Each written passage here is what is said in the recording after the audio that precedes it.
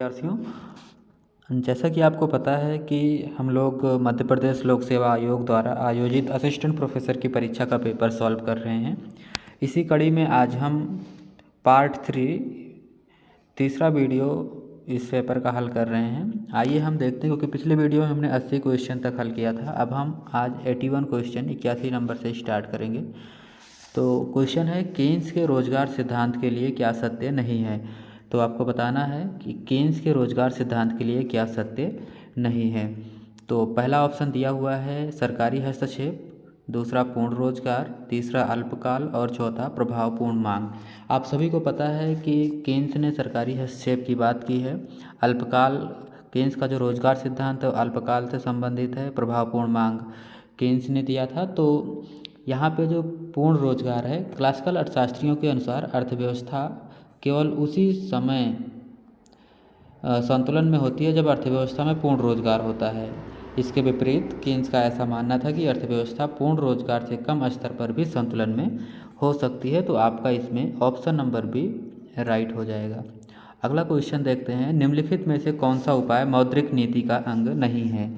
तो आपको बताना है, यहाँ पे ऑप्शन नंबर, सीधा आपको आंसर बताते हैं, ऑप्शन नंबर डी सरकार द्वारा सार्वजनिक ऋण की वापसी मौद्रिक नीति का अंग नहीं है। बाकी के शेष ये आपका सरकार द्वारा सार्वजनिक ऋण की वापसी ये राजकोषीय नीति का अंग है। बाकी का जो आप बैंक दर परिवर्तन, भेदपूर्ण ब्याज दरें, खुले बाजार की क्रियाएं, ये मौद्रिक नीति का अंग है। तो अगला क्वेश्चन देखते हैं, यहाँ पे नहीं पूछ रहा था। अगला क्वेश्चन देखते हैं, ज़बरदस्त मंदी के दौर में निम्न में कौन सा उपाय सर्वाधिक प्रभावकारी होता है। तो ज़बरदस्त मंदी के दौरान कौन सा उपाय सर्वाधिक प्रभावकारी होता है। तो केन्स के अनुसार ज़बरदस्त मंदी के दौर में सार्वजनिक व्यय की नीति सर्वाधिक प्रभावकारी होती है, क्योंकि सार्वजनिक व्यय से रोजगार का सृजन होता है और जिससे वस्तुओं और सेवाओं की मांग में वृद्धि होती है और धीरे धीरे मंदी में कमी आने लगती है। इसलिए आपका इसमें ऑप्शन नंबर सी राइट हो जाएगा। अगला क्वेश्चन देखते हैं, सोलो के उत्पादन फलन को विशिष्ट रूप में किस प्रकार लिखा जाता है। तो आपको बताना है सोलो का जो उत्पादन फलन है वो विशिष्ट रूप से किस प्रकार लिखा जाएगा। तो विशिष्ट रूप से आपका ए ऑप्शन इसमें सही हो जाएगा। ए ऑप्शन के अनुसार लिखा जाएगा। यहाँ पे क्यू जो उत्पादन को डिनोट कर रहा है और ए टी जो लिखा हुआ है ये किसी दिए हुए समय में तकनीकी को दिखा रहा है, जबकि फंक्शन के और एल के यहाँ पे आपका पूंजी हो जाता है, कैपिटल हो जाता है और दूसरा आपका यहाँ पे लेबर हो जाता है, श्रम। तो ऑप्शन नंबर ए आपका यहाँ राइट आंसर हो जाएगा। अगला क्वेश्चन देखते हैं, कृषि यंत्रीकरण से होती है। तो बहुत ही इजी क्वेश्चन है, कृषि यंत्रीकरण से क्या होता है। तो कृषि यंत्रीकरण से कृषि श्रम की कुशलता में वृद्धि होती है। कृषि श्रम की कुशलता में वृद्धि होती है, उत्पादन लागत में कमी आती है, समय की बचत होती है। इसी तरह कृषि आय में भी वृद्धि होती है और भूमि का बेहतर उपयोग होता है, भूमि की उत्पादकता में वृद्धि आती है। अर्थात इसमें आपका डी नंबर सही हो जाएगा। All are correct. अगला क्वेश्चन देखते हैं, किस अर्थशास्त्री ने अपने विकास मॉडल में अर्धविकसित देशों में श्रम के अतिरेक को अपने विकास मॉडल का आधार बनाया है। अगेन आपका ये बहुत इजी क्वेश्चन है। आर्थर लुइस ने इसको अपना आधार बनाया है। आर्थर लुइस, इनको लेविस भी कहते हैं, इन्होंने अपने विकास मॉडल में अर्धविकसित देशों में श्रम के अतिरेक को अपने विकास मॉडल का आधार बनाया। इस मॉडल को लुइस के श्रम की असीमित पूर्ति के सिद्धांत के नाम से भी जाना जाता है। और इस मॉडल के अनुसार आर्थिक विकास तब होता है जब श्रम को निर्वाह क्षेत्र से निकालकर पूंजीवादी क्षेत्र में लगाने के परिणाम स्वरूप पूंजी संचय होता है, इनका मानना था। और ये बहुत ही इम्पॉर्टेंट सिद्धांत है, विकास, ग्रोथ एंड डेवलपमेंट इकोनॉमिक्स का पार्ट है ये। अगला क्वेश्चन देखते हैं, मुद्रास्फीति में मुद्रा का मूल्य और वस्तु की कीमत, इजी क्वेश्चन, विपरीत दिशा में बदलते हैं। क्योंकि मुद्रास्फीति की अवस्था में मुद्रा का मूल्य और वस्तु की कीमत विपरीत दिशा में बदलते हैं। ऐसी स्थिति में वस्तु की कीमतों में निरंतर वृद्धि की प्रवृत्ति होती है, जबकि मुद्रा के मूल्य में गिरावट दर्ज की जाती है। इसको हम इस तरह से भी लिख सकते हैं। अगला क्वेश्चन देखते हैं, एशियन ड्रामा किस अर्थशास्त्री की पुस्तक है। एशियन ड्रामा गुन्नार मेडल की पुस्तक है। आपका इसमें बी नंबर सही हो जाएगा। दिसंबर 1968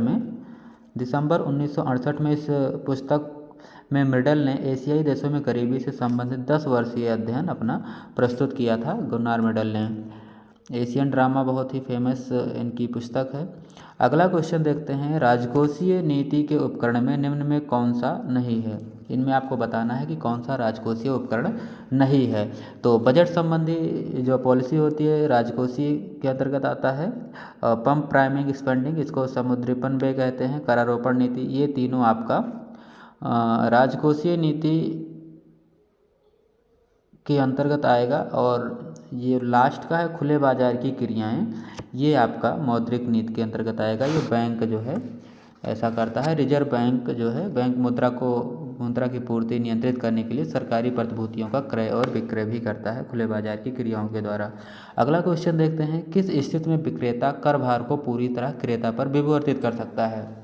तो यहाँ पे आपको बताना है, जब मांग पूर्णतया बेरोजगार होती है तो ऐसी स्थिति में विक्रेता कर भार को पूरी तरह क्रेता पर विवर्तित कर देता है, अर्थात उसको ट्रांसफ़र कर देता है। इसके विपरीत जब मांग पूर्णतया लोचदार हो तो कर का संपूर्ण भार विक्रेता के ऊपर पड़ेगा। यहाँ पे एक चीज़ ये समझ लीजिए कि मांग की लोच जितनी कम होती है कर भार क्रेता पर उतना ही अधिक होता है और विलोमसा भी। तो इसका आपका राइट आंसर बी हो जाएगा। अगला क्वेश्चन देखते हैं, एक साधनात्मक व्यापार शर्तें किस अर्थशास्त्री द्वारा प्रतिपादित की गई है। ये बहुत ही इजी क्वेश्चन है, जैकब वाइनर ने प्रतिपादित किया था। एकल व्यापार की शर्तें, एक साधनात्मक व्यापार शर्तें। और अगला क्वेश्चन देखते हैं, सार्क का मुख्यालय कहाँ है। आप सभी को अच्छे से पता है कि सार्क का मुख्यालय काठमांडू में है।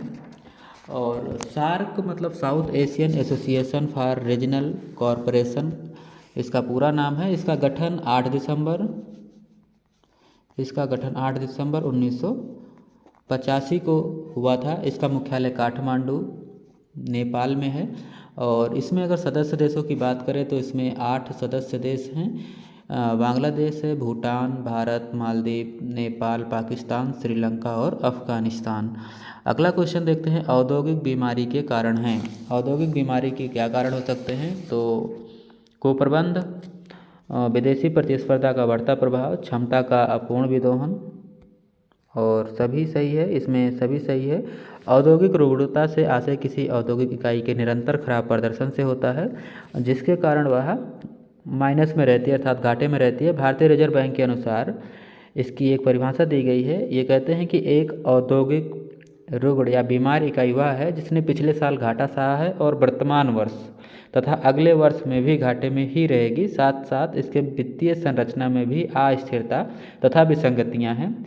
एक रुग्ण औद्योगिक कंपनी अधिनियम 1985 के अनुसार औद्योगिक रुग्ण इकाई वह इकाई है जो किसी वित्तीय वर्ष के अंत में अपनी निबल मूल्य नेटवर्थ के बराबर या फिर इससे अधिक नुकसान में है। तो ये सब चीज़ें अगर रहती हैं तो हम कह सकते हैं कि कोई जो है फर्म औद्योगिक बीमारी से जूझ रही है। तो कुप्रबंधन भी इसका हो सकता है, विदेशी प्रतिस्पर्धा का बढ़ता प्रभाव भी है, और क्षमता का पूरा उपयोग ना करना। तो अर्थात आपका इसमें डी ऑप्शन राइट हो जाएगा। अगला क्वेश्चन देखते हैं, निम्नलिखित में कौन सा स्रोत ग्रामीण साख का संस्थागत स्रोत नहीं है। तो आपको बताना है कि संस्थागत साख का स्रोत नहीं है। तो देसी बैंकर जिसको हम महाजन, ग्रामीण साख का संस्थागत स्रोत नहीं है। ग्रामीण साख के संस्थागत स्रोत में व्यापारिक बैंक, क्षेत्रीय ग्रामीण बैंक, प्राथमिक कृषि, सहकारी साख समिति, भूमि विकास बैंक, ये सब चीज़ें आती हैं। तो इसमें आपका ए नंबर राइट हो जाएगा। ये देसी बैंकर जिसको हम महाजन कहते हैं ये ग्रामीण साख का संस्थागत स्रोत नहीं है। अगला क्वेश्चन देखते हैं, विश्व व्यापार संगठन के पूर्ववर्ती संगठन का नाम क्या था। तो विश्व व्यापार संगठन के पूर्ववर्ती संगठन का नाम और प्रशुल्क पर सामान्य समझौता गैट,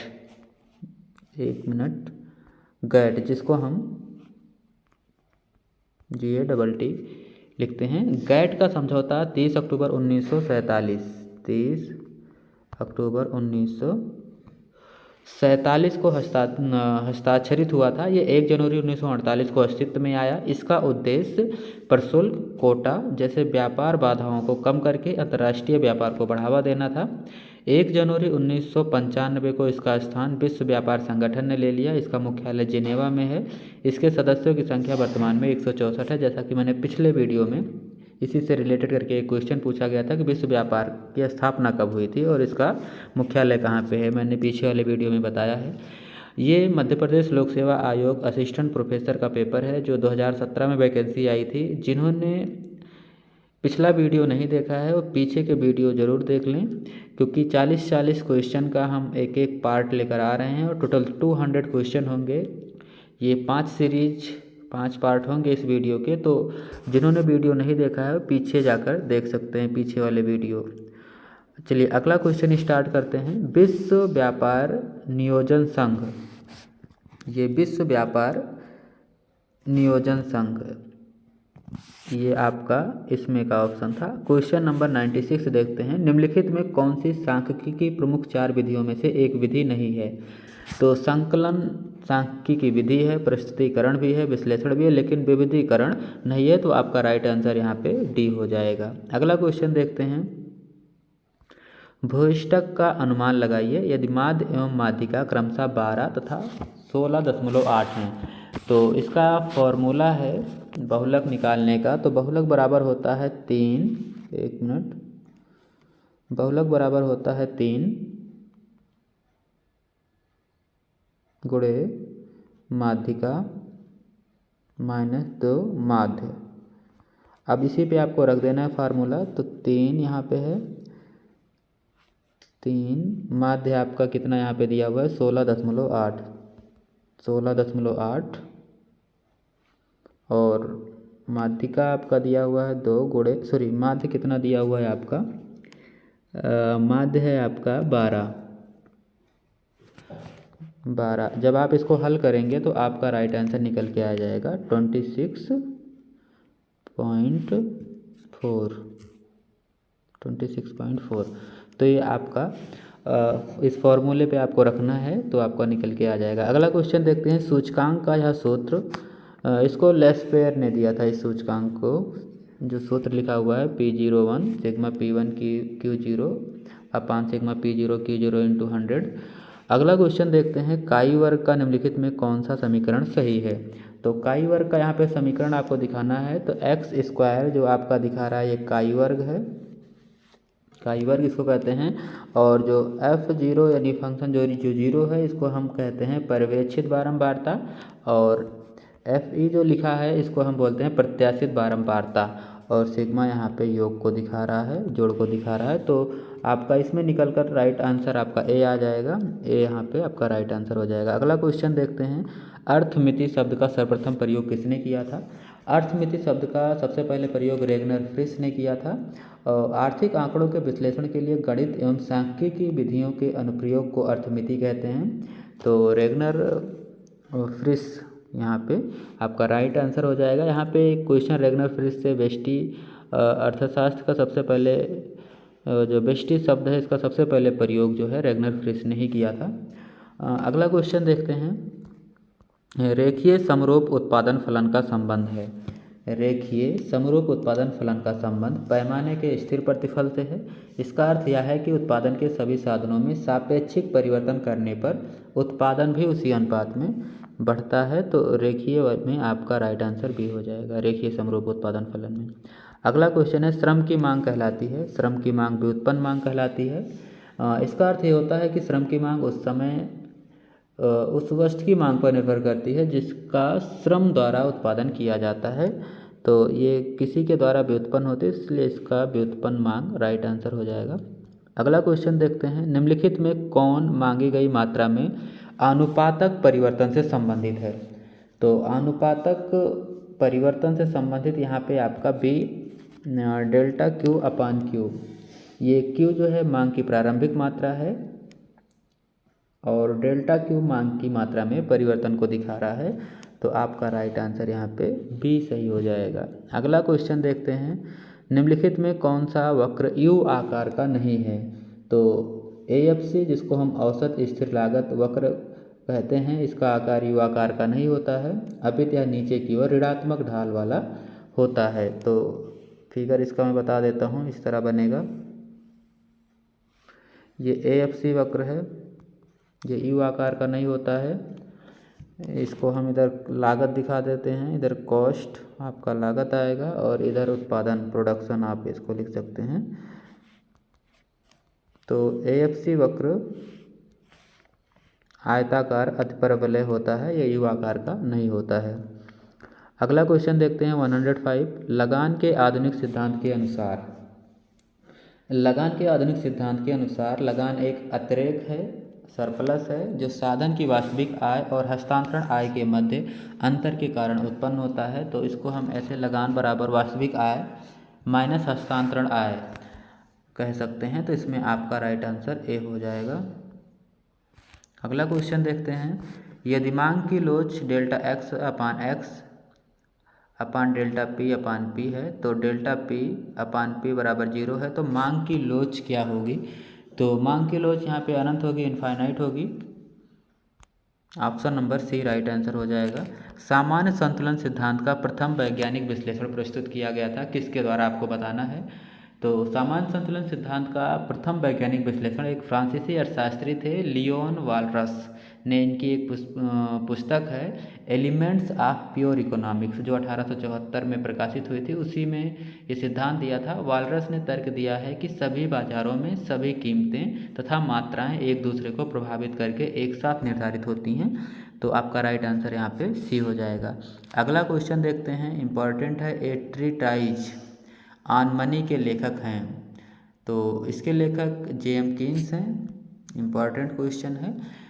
1930 में ये पुस्तक इनकी आई थी, जेएम कीन्स की। और कीन्स के अन्य रचनाएं में आप अगर देखें तो इनकी एक पुस्तक है the general theory of employment, interest and money, जो 1936 में प्रकाशित हुई थी। और इनकी एक किताब है the economic consequences of peace, जो 1919 में आई थी। और इनकी एक और पुस्तक है इंडियन करेंसी एंड फाइनेंस, जो 1913। इस तरह की इनकी बहुत सारी और भी किताबें हैं ये, लेकिन ये कुछ इंपॉर्टेंट पुस्तकें हैं। अगला क्वेश्चन हम देखते हैं, त्वरक संबंधित है। इम्पॉर्टेंट क्वेश्चन है। त्वरक प्रेरित निवेश से संबंधित है। जब उपभोक्ता वस्तुओं की मांग में वृद्धि होती है तो पूंजी वस्तुओं के निवेश में वृद्धि होती है और विलोमसा भी। तो इसका राइट आंसर आपका प्रेरित निवेश हो जाएगा। अगला क्वेश्चन देखते हैं। भारत में जनसंख्या के संदर्भ में कौन सा वर्ष महान विभाजन के वर्ष के नाम से जाना जाता है?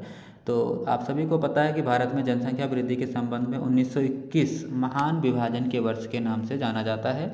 1911 से 1921 के दशक में जनसंख्या की दशकीय वृद्धि दर ऋणात्मक रही है। ऋणात्मक में 0.31, ये माइनस में थी, -0.31 माइनस थी। उसके बाद से भारत की जनसंख्या में उत्तरोत्तर वृद्धि होती आई है। जैसा कि अभी 2011 की जनगणना के अनुसार देखें तो 17.7% वृद्धि दर है। इसी तरह से 1921 में -0.31% थी। अगला क्वेश्चन देखते हैं। अधिकतम सामाजिक लाभ की प्राप्ति तब होती है जबकि, अधिकतम सामाजिक लाभ आपको बताना है कब प्राप्त होता है। तो जब लोक व्यय से प्राप्त होने वाला सीमांत लाभ MB कर चुकाने में किए गए सीमांत त्याग MS के बराबर होता है, तो फिर अधिकतम सामाजिक लाभ प्राप्त होता है, अर्थात सीमांत लाभ बराबर सीमांत त्याग आपका इसमें राइट आंसर हो जाएगा। अगला क्वेश्चन देखते हैं। विक्रय लागतों की धारणा का विकास किसने किया था? इम्पॉर्टेंट क्वेश्चन है, इजी भी है। तो विक्रय लागत की धारणा का विकास एडवर्ड चैम्बरलिन ने किया था। इसमें आपका राइट आंसर भी हो जाएगा।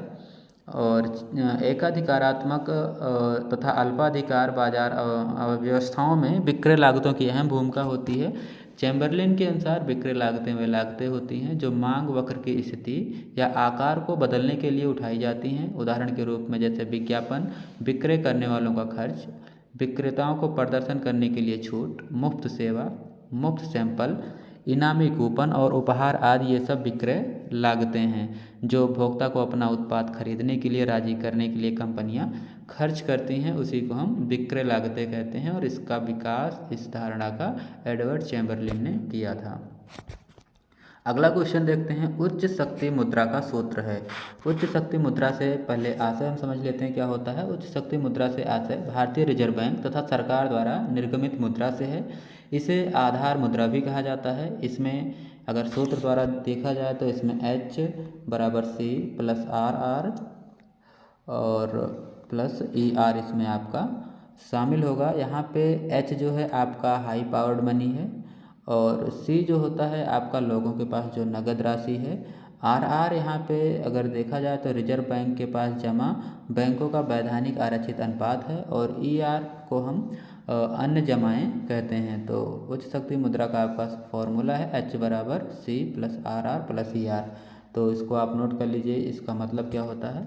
अगला क्वेश्चन देखते हैं, मिल्टन फ्रीडमैन द्वारा प्रतिपादित मुद्रा मांग फलन का निम्न में कौन सा रूप सही है। तो आपको बताना है मिल्टन फ्रीडमैन ने जो ये प्रतिपादित किया था इसमें कौन सा सही है। तो डायरेक्ट मैं आपको बताता हूँ, इसमें ऑप्शन नंबर ए सही है। यहाँ पे एम अगर हम देखें, एम यहाँ पे एम मुद्रा की मांग है और पी कीमत है और एफ ये फलन है, फंक्शन है। वाई यहाँ पे आपका वास्तविक आय हो जाएगा और डब्ल्यू गैर मानवीय संपत्ति का अंश है। आर एम यहाँ पे जो लिखा है मुद्रा की प्रत्याशित प्रतिफल की दर है और आर बी बॉन्ड की प्रत्याशित प्रतिफल की दर है। आर ई यहाँ पे इन्होंने एक्टिविटीज़ की प्रत्याशित प्रतिफल दर माना है और जी पी को यहाँ पे इन्होंने भौतिक वस्तुओं के मौद्रिक प्रतिफल का आकार माना है और यहाँ म्यू जो दिया हुआ है यू रुचि व अधिमान व्यक्त करने वाला चर है। तो आपका मुद्रा फलन का ये सही रूप है मिल्टन फ्रीडमैन ने जो प्रतिपादित किया था। अगला क्वेश्चन देखते हैं, यदि ISLM मॉडल में IS वक्र दाईं तरफ हस्तांतरित होता है तो ये क्या सूचित करता है। बहुत ही इंपॉर्टेंट क्वेश्चन है, ये विनियोग में वृद्धि को सूचित करता है। यदि ISLM मॉडल में IS वक्र दाईं तरफ हस्तांतरित होता है तो ये विनियोग में वृद्धि को दिखाता है। विनियोग में वृद्धि होने के लिए आवश्यक है कि बचतों में भी उसी अनुपात में वृद्धि हो। इस प्रकार बचत तथा विनियोग में वृद्धि के फलस्वरूप आय में भी वृद्धि हो जाती है। अगला क्वेश्चन देखते हैं, स्फीति अंतराल की धारणा का प्रतिपादन किसने किया था। तो स्फीति अंतराल कीन्स ने इस धारणा का प्रतिपादन किया था और प्रसिद्ध अर्थशास्त्री हैं कीन्स। इन्होंने एक पुस्तक लिखी थी हाउ टू पे फॉर द वार, 1940 में ये पुस्तक आई थी। स्फीति अंतराल को नियोजित व्यय तथा पूर्ण रोजगार के स्तर पर उपलब्ध वास्तविक उत्पादन के मध्य अंतर के रूप में परिभाषित किया जाता है। तो 1940 में हाउ टू पे फॉर द वार में जो है स्फीति अंतराल की धारणा का प्रतिपादन किया है। अगला क्वेश्चन देखते हैं, अतिरेक मूल्य सिद्धांत का प्रतिपादन किया था। अतिरेक मूल्य सिद्धांत का प्रतिपादन कार्ल मार्क्स ने किया था और जिसे पूंजीपति अपने श्रमिकों को उनकी मजदूरी के मूल्य से कम मजदूरी देकर कमाता है। ये कार्ल मार्क्स का प्रसिद्ध और बहुत ही महत्वपूर्ण सिद्धांत है, बहुत ही अच्छा क्वेश्चन है। मार्क्स कहते हैं कि श्रम के अतिरेक मूल्य द्वारा ही पूंजी संचय होता है। कुछ पूंजीपतियों के हाथों में पूंजी संचय वर्ग संघर्ष के कारण बनता है। तो आपका ये कार्ल मार्क्स, ये मार्क्स का आपका राइट आंसर सी हो जाएगा। अगला क्वेश्चन देखते हैं, निम्न संतुलन पास किसने दिया है। बहुत ही इंपॉर्टेंट क्वेश्चन है। निम्न संतुलन पास नेल्सन ने दिया है। नेल्सन निम्न संतुलन पास या जाल सिद्धांत आर नेल्सन ने दिया है। यह सिद्धांत उनके अल्पविकसित देशों के संदर्भ में दिया गया है और नेल्सन कहते हैं अल्पविकसित देशों की विशेषता होती है कि वहाँ प्रति व्यक्ति आय का स्तर निर्वाह स्तर पर पहुंचकर स्थिर हो जाता है और जिसके परिणामस्वरूप बचत और शुद्ध निवेश की दर भी निम्न होती है। ये कहते हैं कि जब कुल राष्ट्रीय आय की वृद्धि दर बढ़ाकर बचत और निवेश की दर में वृद्धि के प्रयास किए जाते हैं तो जनसंख्या की वृद्धि भी बढ़ जाती है, जिसके कारण प्रति व्यक्ति आय निर्वाह स्तर पर बनी रह जाती है। इस प्रकार अल्प विकसित देशों में निम्न संतुलन पास में आकर फंसे रहते हैं। तो आपका राइट आंसर नेल्सन हो जाएगा। अगला क्वेश्चन देखते हैं, किसका मॉडल 3 भिन्न वृद्धि दर की धारणाओं पर आधारित है। तो हेरल्ड का मॉडल जो है 3 भिन्न वृद्धि दर की धारणाओं पर आधारित है। प्राकृतिक वृद्धि दर, वास्तविक वृद्धि दर तथा अभिष्ट वृद्धि दर। प्राकृतिक वृद्धि दर को इन्होंने GN कहा और वास्तविक वृद्धि दर को इन्होंने GA कहा, एक्चुअल ग्रोथ रेट, और एक इन्होंने GW को अभिष्ट वृद्धि दर का, वारंटेड ग्रोथ रेट। अगला क्वेश्चन देखते हैं, निम्नलिखित में कौन सी काब डगलस उत्पादन फलन की विशेषता नहीं है।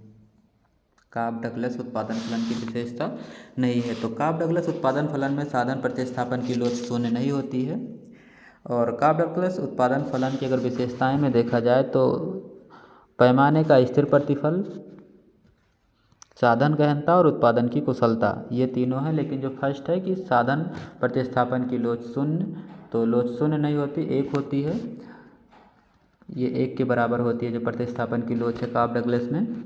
और औसत उत्पादकता तथा सीमांत उत्पादकता सदैव धनात्मक होती है, इनका ये विशेषता है। यूलर प्रमेय की सार्थकता को सिद्ध करता है, ये एक और इनकी विशेषता है।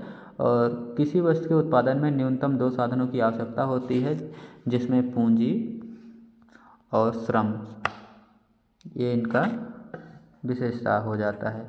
अगला क्वेश्चन देखते हैं, हर्ट्जमैन ने किस सिद्धांत को विकसित किया? तो हर्ट्जमैन एक असंतुलित अर्थ विकास के समर्थक हैं। Professor A.O. हर्ट्जमैन ने असंतुलित विकास का सिद्धांत प्रतिपादित किया है। इनके अनुसार विकास असंतुलनों की श्रृंखला है, जो असंतुलनों को समाप्त करने की बजाय बनाए रखे, जिसके लाभ तथा हानियाँ प्रतियोगी अर्थव्यवस्था के लक्षण हैं, ऐसा इनका मानना था। एक क्वेश्चन हैरोड मॉडल से एक और आया है। हैरोड मॉडल के अनुसार यदि G ज़्यादा हो GW से तब क्या होगा? तो ऐसी कंडीशन में दीर्घकालीन स्थिति उत्पन्न हो जाएगी। यहाँ पे G, 1 मिनट में बता रहा हूँ, अगर G ज़्यादा हो GW से तो दीर्घकालीन स्थिति उत्पन्न हो जाएगी। अगर G कम हो GW से, तो ऐसी कंडीशन में अवसाद या मंदी की स्थिति उत्पन्न होती है, उत्पादन क्षमता का अधिक या निष्क्रिय उत्पादन क्षमता होती है।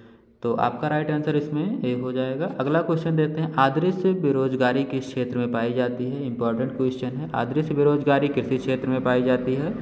कृषि क्षेत्र में आवश्यकता से अधिक लोग कार्य करते हैं, जिससे उनकी उपयोगिता का दोहन नहीं हो पाता है और उत्पादन में भी उनका योगदान नहीं हो पाता है। तो आपका इसमें बी ऑप्शन राइट आंसर हो जाएगा। अगला क्वेश्चन देखते हैं, भारत में किस आयोग द्वारा हाल में योजना आयोग को प्रतिस्थापित किया गया है? इम्पॉर्टेंट क्वेश्चन है।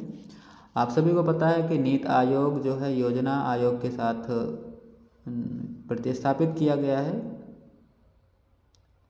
यहाँ पे 1 जनवरी 2015 नीति आयोग का गठन 1 जनवरी 2015 को योजना आयोग को प्रतिस्थापित करता है। नीति आयोग भारत सरकार का प्रमुख नीतिगत थिंक टैंक है, जो दिशात्मक और नीतिगत इनपुट प्रदान करता है सरकार को, और यह सरकार के लिए कार्यनीतिक और दीर्घकालिक नीतियों और कार्यक्रमों को अभिकल्पित करने के साथ साथ केंद्र और राज्यों को तकनीकी सलाह भी प्रदान करता है। और इस नीति आयोग के जो अध्यक्ष होते हैं, आप सभी को पता है कि प्रधानमंत्री होते हैं। अगला क्वेश्चन देखते हैं, आर्थिक विकास में नवप्रवर्तन को उच्च स्तरीय महत्व दिया गया। तो नवप्रवर्तन शुम्पीटर ने दिया था। ये कहते हैं कि एक नई वस्तु का प्रचलन करने तथा वर्तमान वस्तुओं में निरंतर सुधार करने से आर्थिक विकास होता है। नवप्रवर्तन का कार्य उद्यमी द्वारा किया जाता है, यह शुम्पीटर का कहना है। अगला क्वेश्चन देखते हैं, 1 मिनट। अगला क्वेश्चन देखते हैं, आत्मस्फूर्ति की अवस्था के बाद कौन सी अवस्था आती है? आत्मस्फूर्ति की अवस्था के बाद परिपक्वता की अवस्था आती है। इसमें आपका option number C right answer हो जाएगा। ये 5 प्रकार की अवस्था की बात करते हैं। पहला यहाँ पे एक चीज़ ये देख लीजिए कि आत्मस्फूर्ति की अवस्था किसने दी थी? तो ये रोस्टो ने 5 अवस्थाओं की बात की है। ये कहते हैं, पहला परंपरागत समाज आता है, और दूसरा आत्मस्फूर्ति की पूर्व की अवस्था होती है, तीसरा आत्मस्फूर्ति की अवस्था होती है, चौथा परिपक्वता की अवस्था होती है, 5वां अत्यधिक उपभोग की अवस्था होती है। तो ये आपका कंप्लीट आंसर बन जाएगा, परिपक्वता की अवस्था। अगला देखते हैं, विकसित देशों में कौन सी बेरोजगारी पाई जाती है? ये क्वेश्चन आयोग ने हटा दिया है। विकसित देशों में कौन सी बेरोजगारी पाई जाती है? तो संरचनात्मक बेरोजगारी, चक्रीय बेरोजगारी, घर्षणात्मक बेरोजगारी, चक्रीय बेरोजगारी तथा घर्षणात्मक बेरोजगारी। तो बाद में जो फाइनल आंसर की आई थी आयोग की, तो उसमें इस क्वेश्चन को हटा दिया गया था।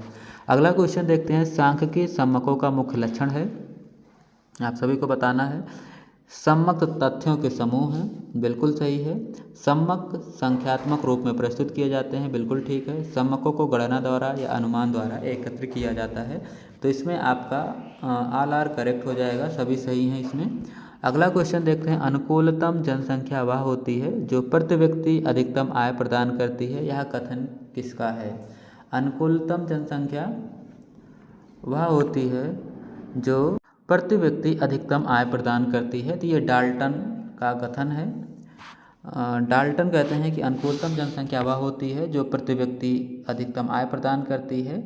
डाल्टन के अनुसार जनसंख्या का अनुकूलतम तब होगी जब देश में उपलब्ध प्राकृतिक साधनों, उत्पादन तकनीकी और पूंजी की सहायता से प्रति व्यक्ति अधिकतम आय अर्जित कर सके। यदि देश की जनसंख्या अनुकूलतम जनसंख्या से कम होगी तब ये कहते हैं, इसका अर्थ होगा कि संसाधनों का समुचित उपयोग नहीं हो पाया है। इसके विपरीत यदि जनसंख्या अनुकूलतम जनसंख्या से ज़्यादा होगी तो संसाधनों का अत्यधिक दोहन होगा और प्रति व्यक्ति आय कम हो जाएगी। ऐसा जो है डाल्टन का मानना है।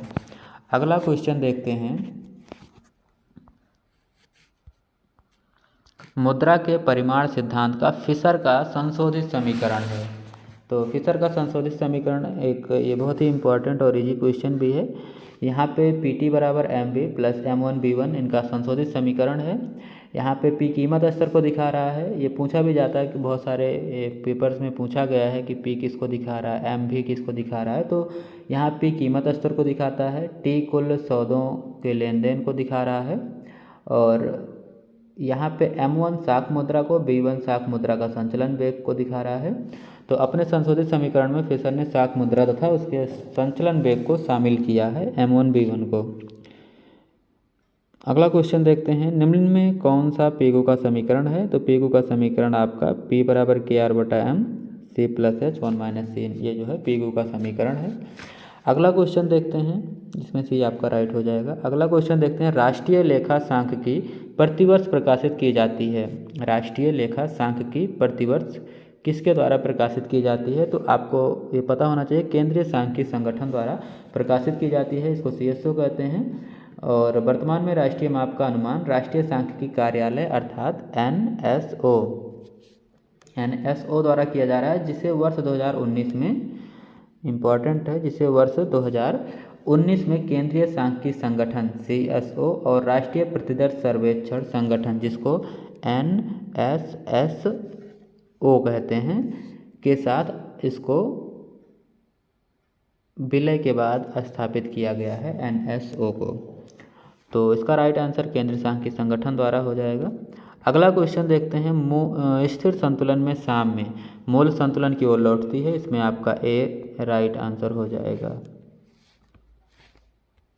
इसमें आपका राइट आंसर हो जाएगा। अगला क्वेश्चन देखते हैं, उदासीनता वक्र विश्लेषण में उपभोक्ता का संतुलन बिंदु वह है जहां कीमत अथवा बजट रेखा, इम्पॉर्टेंट और इजी क्वेश्चन है। उदासीनता वक्र विश्लेषण में उपभोक्ता का संतुलन बिंदु उदासीनता वक्र को स्पर्श करती है, जहां कीमत और बजट रेखा को स्पर्श करती है। तो A आपका इसमें राइट आंसर हो जाएगा। अगला क्वेश्चन देखते हैं, यदि सभी साधन परिवर्तनशील हैं तो उत्पादन फलन होगा। तो अगर सभी साधन परिवर्तनशील हैं तो उत्पादन फलन दीर्घकालीन होगा। यद्यपि दीर्घकाल में तकनीकी परिवर्तन नहीं होता है, तकनीकी परिवर्तन अति दीर्घकाल में होता है, अति दीर्घकाल में उत्पादन फलन भी परिवर्तित होता है। तो आपका राइट आंसर A हो जाएगा। अगला क्वेश्चन देखते हैं, द्वैधिकार विशेष दशा है। द्वैधिकार जो है ये अल्पाधिकार की विशेष दशा है। द्वैधिकार अल्पाधिकार बाजार की विशेष दशा है, जिसमें केवल 2 ही विक्रेता होते हैं। फर्मों का उत्पादन समान होता है तथा दोनों फर्में कार्य में पूर्ण रूप से स्वतंत्र होती हैं और दोनों में किसी प्रकार का कोई समझौता नहीं होता है, परंतु एक ही कीमत और उत्पादन में परिवर्तन का प्रभाव दूसरे पर पड़ता है। इसका प्रभाव उस पर पड़ेगा और उसका प्रभाव इस पर पड़ेगा। अगला क्वेश्चन देखते हैं, प्रकट अधिमान सिद्धांत का निर्माण निम्नलिखित अर्थशास्त्रियों में किसने किया? तो सैमुअल्सन ने किया है प्रकट अधिमान सिद्धांत का प्रतिपादन। और यह एक क्रम संख्यात्मक विश्लेषण है। यह सिद्धांत बाजार में उपभोक्ता के अवलोकित व्यवहार के आधार पर 2 वस्तुओं के संयोगों के लिए उपभोक्ता के अधिमान प्रेफरेंस का विश्लेषण करता है। हिक्स ने इसे सशक्त आदेश स्ट्रॉन्ग ऑर्डरिंग के अंतर्गत प्रत्यक्ष संगत परीक्षण कहा है। तो इसमें आपका सैमुअल्सन राइट आंसर हो जाएगा। अगला क्वेश्चन देखते हैं, विस्तार का गुणांक किसके द्वारा प्राप्त होता है? तो इसमें आपका ए राइट आंसर हो जाएगा। विस्तार का गुणांक आपका m1 - m0 अपान m1 + m0 के द्वारा प्राप्त होता है, जहाँ m1 जो है अधिकतम मान को और m0 आपका न्यूनतम मान को रिप्रेजेंट करता है। अगला क्वेश्चन देखते हैं, बाउले का विषमता गुणांक किसके द्वारा प्राप्त होता है। तो यहाँ भी फार्मूला दिया हुआ है। बाउले का जो विषमता गुणांक है ये आपका ऑप्शन नंबर बी के द्वारा आपको मिल जाएगा। Q3 + Q1 - 2m अपान Q3 - Q1। यहाँ पे Q3 तृतीय चतुर्थांश है तथा Q1 प्रथम और m यहाँ पे माध्यिका दिखा रहा है। तो अगला क्वेश्चन देखते हैं, करारोपण में समानता का नियम प्रतिपादित किया था। करारोपण में समानता का नियम एडम स्मिथ ने प्रतिपादित किया था। स्मिथ ने करारोपण से संबंधित 4 प्रकार के नियम प्रतिपादित किए हैं। समानता या समता का नियम, दूसरा है इनका निश्चितता का नियम, और तीसरा है मितव्ययता का नियम, और चौथा है सुविधा का नियम। तो इस 4 आपसे पूछा भी जाता है, कई बार परीक्षाओं में पूछा भी गया है कि एडम स्मिथ द्वारा करारोपण के कितने सिद्धांत दिए गए थे। तो 4 सिद्धांत दिए गए थे, समानता का, निश्चितता का, मितव्ययता का तथा सुविधा का। अगला क्वेश्चन देखते हैं, राष्ट्रीय आय की गणना में किन वस्तुओं के प्रकारों को सम्मिलित किया जाता है। तो राष्ट्रीय आय की गणना में अंतिम वस्तुएं शामिल की जाती हैं। तो आज के लिए बस इतना ही। बाकी का जो क्वेश्चन बच रहा है उसको हम अगले पार्ट में लेकर आएंगे। अगर आपके लिए क्वेश्चन ये उपयोगी लगा हो तो आपसे छोटी सी रिक्वेस्ट है कि आप चैनल को सब्सक्राइब और लाइक शेयर अवश्य करें, ताकि इसी तरह का जब भी मैं वीडियो डालूं तो आपको उसका नोटिफिकेशन आपके मोबाइल पे सीधे मिलता रहे। अगले वीडियो में हम फिर मिलते हैं, जब तक के लिए नमस्कार।